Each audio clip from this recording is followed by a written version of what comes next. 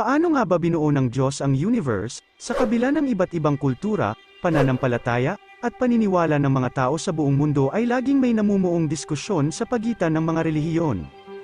Ang mga sagot ng bawat relihiyon sa tanong na paano nabuo ang mundo ay walang tama at walang mali, dahil walang sino man ang nakakaalam kung ano ang tunay na nangyari kung paano nabuo ang sanlibutan, ito ay batay lamang sa kanya-kanyang teorya ng mga tao.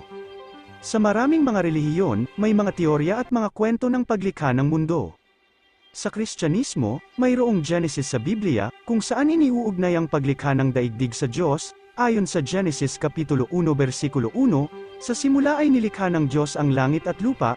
Sa mga susunod na bersikulo, iniisa-isa kung paano nilikha ng Diyos ang mga elemento ng kalikasan, ang liwanag, kalangitan, karagatan, halaman, hayop, at tao. Ang mensahe nito ay nagpapakita na ang Diyos ay ang lumikha at tagapag-ayos ng buhay sa mundo.